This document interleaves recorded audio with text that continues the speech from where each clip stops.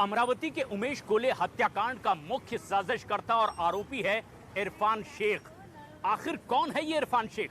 कहने को तो ये एक एनजीओ चलाता है, लेकिन क्या इसका मकसद सिर्फ उमेश कोले की हत्या करना था या फिर इसके अलावा हत्या के बाद माहौल बिगाड़ना इसका मकसद था? उमेश कोले की हत्या के लिए इरफान ने किन किन को अपना साथी बनाया? वो लोग कौन थे जो इसके साथ में मिलकर इस हत्याकांड को अंजाम तक पहुंचाने की योजना बना रहे थे? ये समझ लेना भी सबसे ज्यादा जरूरी है।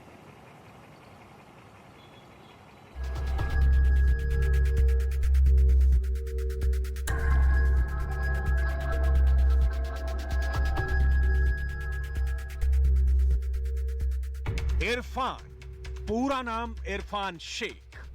इस शख्स के चेहरे को गौर से देख लीजिए, क्योंकि कल तक ये चेहरा अपनी असलियत छिपाने के लिए एक एनजीओ चलाता था, लोगों की मदद करने का ड्रामा करता था, जरूरतमंदों के लिए एम्बुलेंस सर्विस चलवाता था। लेकिन इस चेहरे के पीछे इतना बड़ा शैतान छिपा हुआ है, ये किसी ने सोचा नहीं था। लेकिन अब इसका असली चेहरा सामने आ चुका है। यही वो शख्स है जिसके शैतानी दिमाग से अमरावती शहर ही नहीं, पूरा हिंदुस्तान थर्रा गया है। सूत्रों के मुताबिक नुपुर शर्मा के विवादित बयान के वायरल होते ही इरफान ये ठान चुका था कि कुछ ऐसा करना है जिससे खौफ कायम हो सके। तभी उमेश कोले की तरफ से सोशल मीडिया में नुपुर शर्मा का समर्थन कई ग्रुप्स में किया गया, जिस पर इरफान की नजर पड़ी। उमेश कोले इरफान को आसान शिकार लगे, इसलिए इरफान ने अपने दोस्तों के साथ ये प्लान शेयर किया, जिसमें से एक यूसुफ नाम के शख्स को खुद उमेश कोले जानते थे। उमेश कोले यूसुफ खान की कई बार पैसे से मदद भी कर चुके थे। सुनिए उमेश कोले के भाई महेश कोले को ये क्या कह रहे हैं यूसुफ के बारे में। ये वो कैसा है, वेटरनरी की प्रैक्टिस करते थे, तो उस वजह से ऑब्वियस है कि हमारे साथ में उनके रिलेशन आना ही है। करीब 2006-07 से शायद यूसुफ ये प्रैक्टिस में आए हैं, तब से वो ये प्रैक्टिस कर रहे हैं। तो भैया की काफ़ी अच्छी पहचान थी और काफ़ी अच्छे दोस्त भी थे भैया के। नहीं, ऐसा कभी उम्मीद नहीं रहती। भैया उनके घर पे जाते थे और कभी बहुत तो नहीं जाना आना था, एक हाथ दो बार भैया गए होंगे।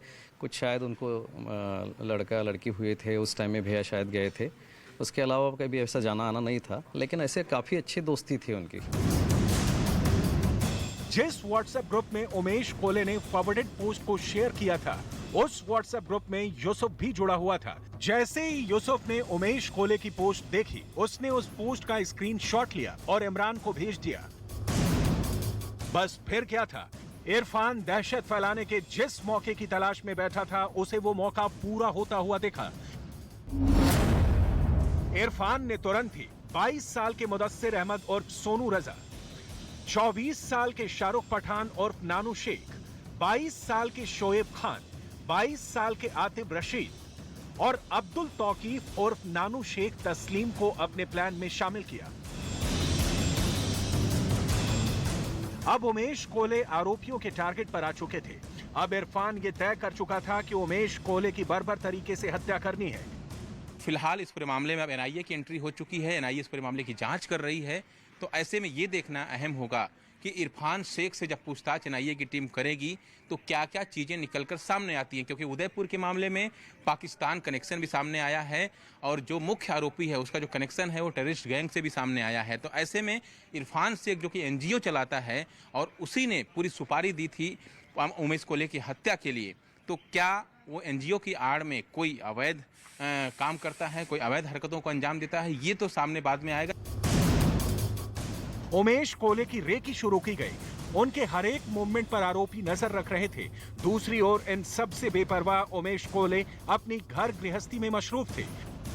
और आखिरकार वो तारीख आ ही गई जब हमलावरों ने अपने नापाक मंसूबों को अंजाम तक पहुंचा दिया।